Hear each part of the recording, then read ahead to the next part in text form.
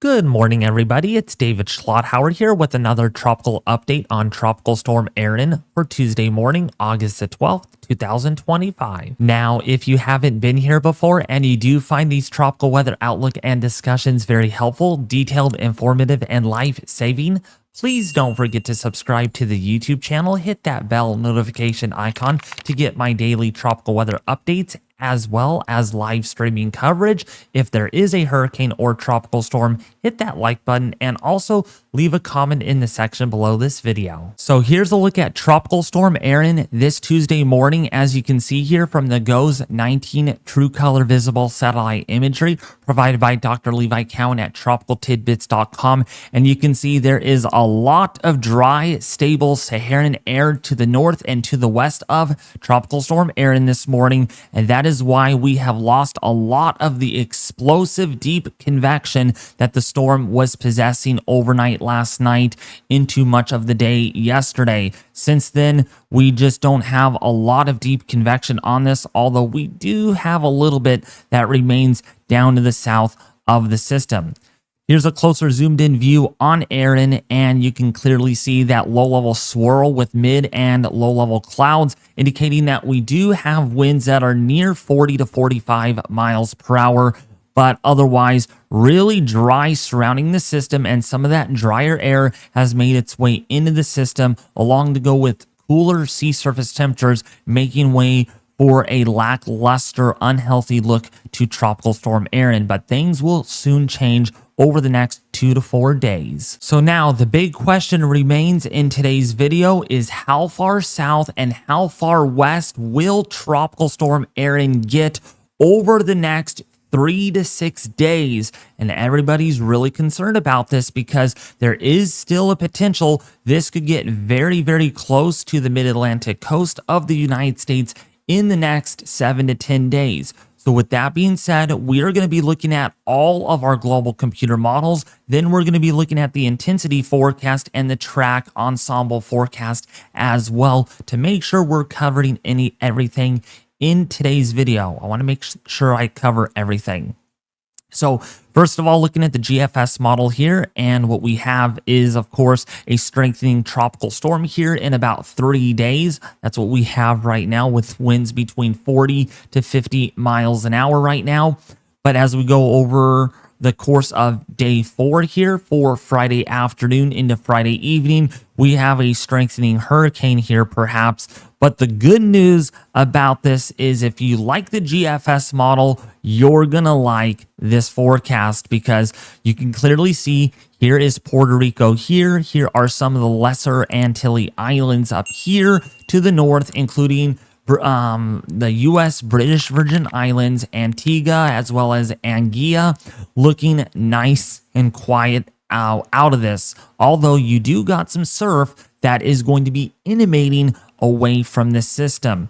All right, but not every model is going to behave the same way. But we're going to look at the European model here in just a little bit. But now, how far to the west is this actually going to get? You might be asking. Well, the GFS model brings even better news, the fact that it misses the United States entirely with any wind that this system could bring. However, Bermuda, little poor Bermuda, could get a direct impact with this, with hurricane force winds and very significant storm surge, and of course some very heavy rainfall associated with that.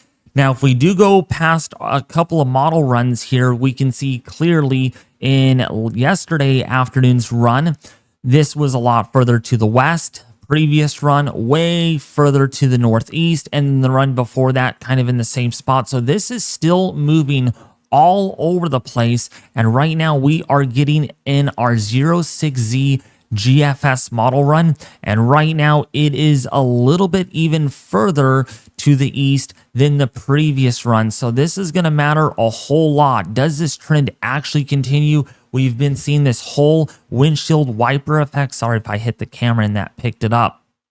And so we'll see. Do the trends go back towards the west throughout the day today, or do they continue going towards the east? Now, of course, looking at our European model, a whole different story. Whoop, spoiler alert. You can see the system is, of course, weaker. This is what I strongly agree with because of what we're seeing right now. It's very anemic. It doesn't look very healthy like it did last night, and it was not able to strengthen despite the deep convection. So what we end up seeing here is a weaker system at the start with rapid intensification beginning in about 4 to 5 days. What the NHC still thinks that will happen. We're still seeing back and forth swings with intensity here, at least in the short term forecast. But beyond that, it still remains in question how strong this is actually going to get. And that is a very, very strong hurricane with pressures down to 933 millibars. And again, this is actually further to the west than what the GFS was indicating. Especially if you look at the 06Z run, which has not finished rendering. We're going to use the 0Z because that's where we have our weather balloons. That's where we have our best observations and best data that was fed into the model. So you can see here on the GFS from last night's run from 0Z, European model, 0Z run further to the west. So you can see the Euro still west, GFS still on the eastern side of things. Now, going forward, this gets uncomfortably close. You can still get an idea that there will be tropical storm or there could, excuse me there with the little grammar issue. I want to excuse you all that there could still be the potential here of tropical storm force winds.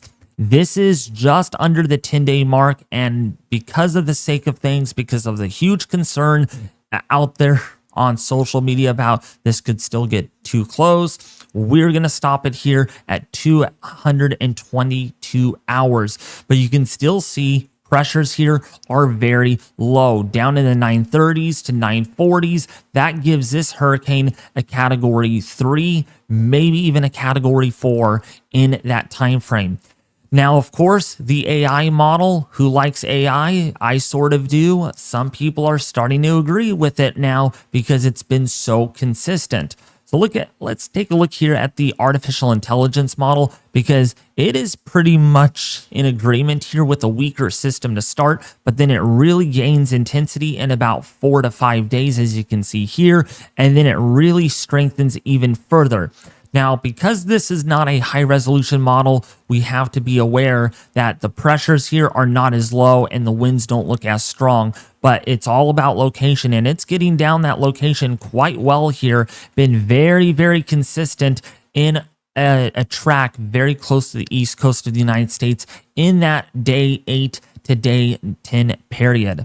Now, the last model that I wanted to show you all is the Icon model, and then this is very, very important because this is the most bullish model that we have to date here, at least in its 0Z counterpart.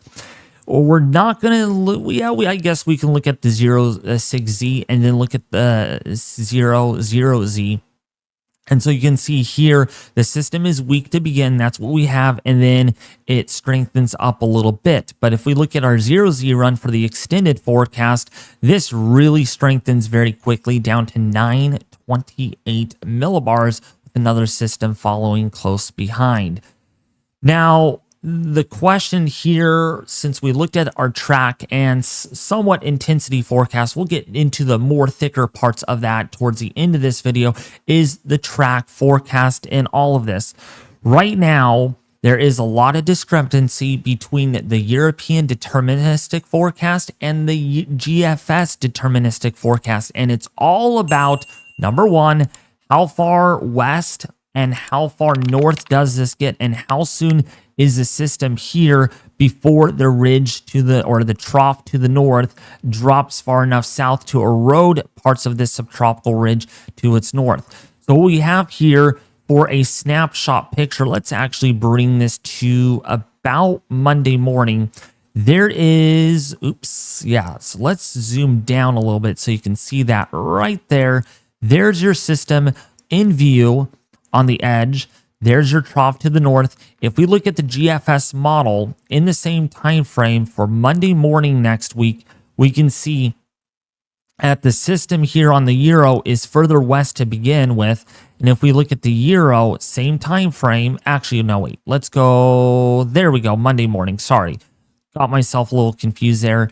You can clearly see right here, there is some discrepancy between the model of where that trough actually is. The GFS has a weaker trough, but also has the thing further to the east versus the Euro model, stronger trough, but also further to the west where it's not able to get captured in time. So this gets pretty close to the coast of the United States. So now let's take a look here at our European ensemble forecast. This is a spaghetti plot of 51 different possible outcomes based on our atmosphere. This is tweaked 51 different times. The ridge may be tweaked a little bit. The trough may be tweaked a little bit. The location of the system may be tweaked a little bit. And we get 51 possible scenarios here, which is very helpful for a forecaster like me to make an overall forecast for you all to make this as accurate as we can. And so what we have here over the next 7 days, I want to remind you, there is a decent spread here. This is a 7-day forecast. There are still tracks that bring this very far south, perhaps off the coast of, say, the Dominican Republic, Hispaniola, perhaps over Puerto Rico, the British U.S. Virgin Islands. Yes, this is still a potential here of a landfall. You can kind of think here, if we draw a black line, this is the southernmost track cone of uncertainty right in here. And up here is the northernmost track of the uncertainty. So this is basically the shape of our cone right now. And unfortunately, I have to say things have shifted a little further south and a little further to the west, putting these islands now at a very slight risk of a near miss or a close call with her Tropical Storm Erin. Now, going on beyond this, this is where there is a lot of questions that cannot be answered. Is, once again, when and where does that turn to the north occur? Okay, I want to be very clear because I don't want to cause a lot of panic and a lot of frantic anxiety to a lot of people. I know you've been through a lot. Some of you along the East Coast, you've been through Florence, you've been through Sandy. I understand. And so I will do my best here at not causing a whole lot of problems. So what we have here in the 10-day forecast is some members on the European ensemble are much faster and further to the east because, well, it gets captured by that southwesterly flow a little bit more better, and the ridge tends to be a little bit further to the east as well, and the system feels that. Versus scenarios that are further to the west are slower. That's why they're way back here off the North Carolina coast. And they're also closer as well, showing very strong hurricane here. Again, perhaps category 3, category 4 intensity. And the echelon of very warm sea surface temperatures, especially in this environment, right about in here perhaps, could allow Erin to get awfully close to a category 5 hurricane. I'm not very confident in that happening, but very warm sea surface temperatures of about 87 to 89 degrees Fahrenheit, lots of rich moisture in the deep layers of the atmosphere, very high upper ocean heat content, very light vertical wind shear, could really cause a high ceiling on this over this portion of the Atlantic. So we really need to take that into consideration. And that's why the icon and the euro are down into the 920s and 930 in millibars. When looking at the GEFS ensemble really quickly, it is again further east.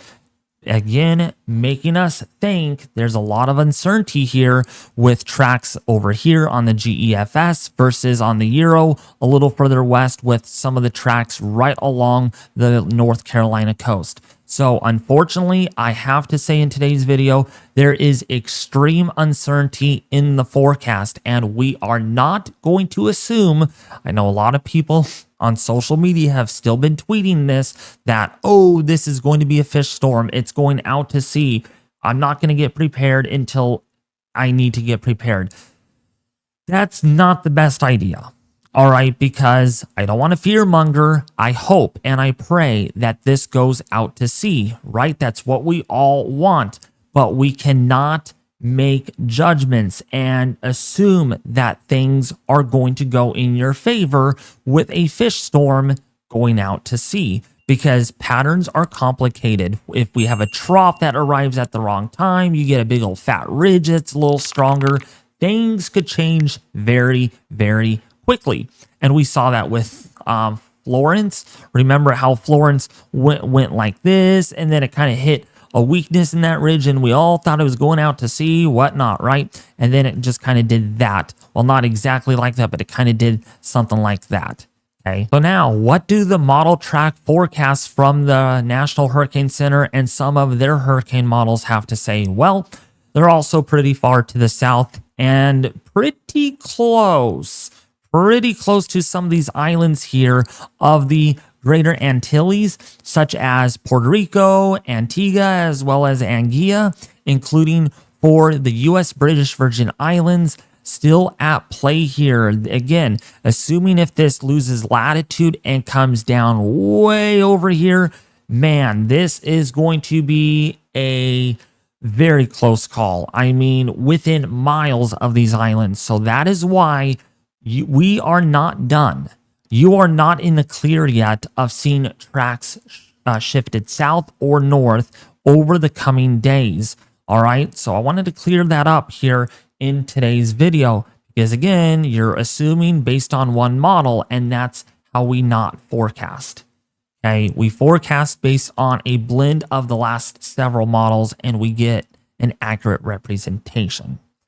So now, what about the intensity forecast with all of this? What is going to make Erin very strong over the 4 to 5 to 6 day period?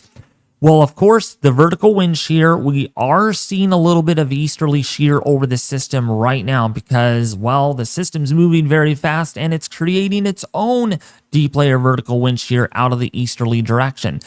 So moving this into motion here, that vertical wind shear will decrease pretty quickly over the next several days here. We're not looking at a whole lot of winds changing with height here, where we have winds out of the westerly here, winds out of the easterly here in the vertical wind shear standpoint.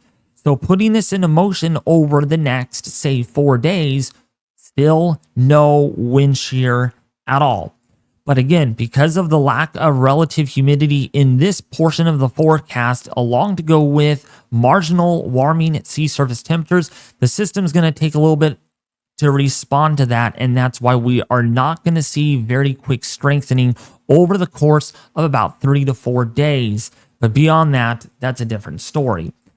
Now, another player that we're going to need to keep an eye on in this morning's video is this trough up here. We have a little bit of a tut that's going to get involved, and if this is too close, we would get a little bit of westerly and northwesterly vertical wind shear over the system, as you can see here, and that could stunt some development at least during this period. And the HAVS A has been showing this for a while already. Let's see if we got our 06Z in. No, we don't. So the shear looks like it is going to be fairly light, generally under 15 knots over the extended forecast. And along to go with that, we have plenty full of moisture that's going to be in place. Right now, we have a lot of that dry air, but because of the vertical wind shear, this is not going to be shoved into the storm anytime soon. And you can see that's still in place. Boy, down to 935 millibars on this model. That's a very intense forecast. This would be a strong category 4 hurricane. And speaking of intensity forecast, there is a little bit more uncertainty in the forecast of how strong Erin will get because a little bit of those negative factors, as we talked about, a little bit of vertical wind shear and more stable air that may have caused a little bit of a disruption in the inner core. Short-term fluctuations here mean a whole different story.